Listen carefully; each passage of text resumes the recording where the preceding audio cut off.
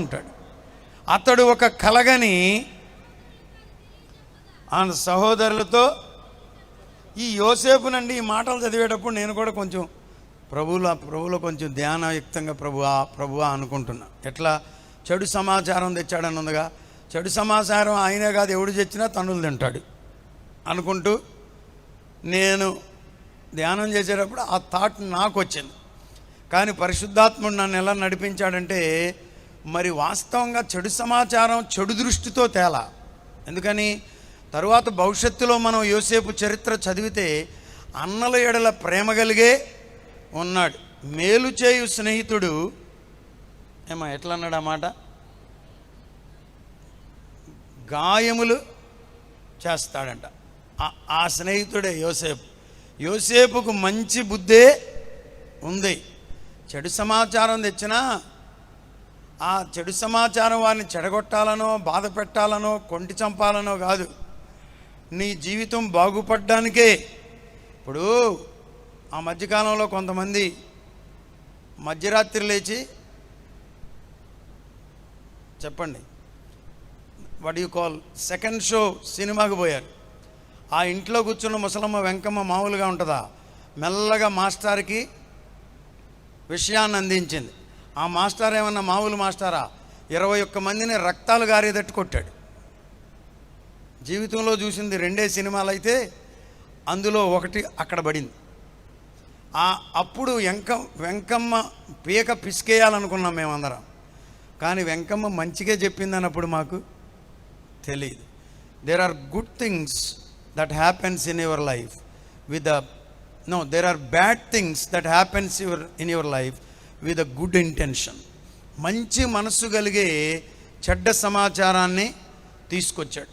మరి యోసేపు సంగతి ఏందో నాకు తెలీదు, దైవజనుడికి సమయాన్ని ఇచ్చేస్తున్నాను. కానీ యోసేపు అంట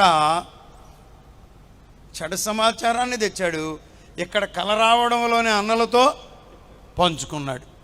అమాయకుడు అంటారా, గర్విష్ఠ అంటారా, ఎందుకు చెప్పాడు, ఏమై ఉంటుందని మీ ఉద్దేశం? దర్శనం ఏంటంట, వారు తన సహోదరులతో తెలియజెప్పగా వారు అతని మీద మరీ పగబట్టిరి. ఇందాకడేమో పగబట్టారు, ఇప్పుడేమో ఇంకా ముదిరింది పగ, మరి పగబట్టారు. అది కూడా అండర్లైన్ చేసుకోండి. అతడు వారిని చూచి, నేను కనిన ఈ కలను మీరు దయచేసి వినుడి. అదేమంటే చూసారా, పగబడుతున్నా కానీ మోషే అయినా చెప్తున్నాడు. మరి పరిశుద్ధాత్ముడు ఇక్కడ రాయించాలిగా. సహజంగా నాలాటోడు అయితే వాడు ఎండిపోతే చెప్పను, నేను చెప్పే ప్రయత్నం చేస్తా, ఒకసారి చూస్తా, రెండోసారి కాన్సన్ట్రేషన్ చేయట్లేదు అనుకో, ఎందుకు అనవసరంగా అనిపిస్తుంది నాకు. కానీ ఇక్కడ రాయడానికి చెప్పాలిగా, అన్నలతో ఇలాగ చెప్పాడని పరిశుద్ధాత్ముడు చెప్పాలంటే, రాయించాలంటే చెప్పాలిగా. చాలా కన్సిస్టెంట్గా ఉన్నాడు ఆ పనిలో, చాలా నిమగ్నంగా, ఏమాత్రము కూడా వెనకంజ వేయట్లా. మీరు ఏమనుకున్నా నేను చెప్పేది చెప్తా. సేవకులకు కూడా ఇది మనకు కొంత ఉపయోగం. ఇందాక నేను అనలా, మీరు కనుక వినకపోతే అని.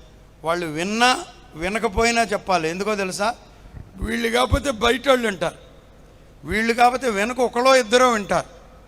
చూసారా,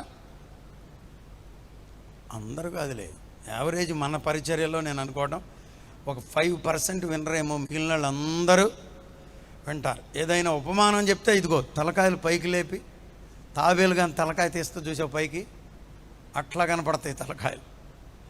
వినాల్సిందే. యోసేపు అన్నలు వాళ్ళు వింటారా? వినే మూడ్లో ఉన్నారు అసలు వాళ్ళు లేరు.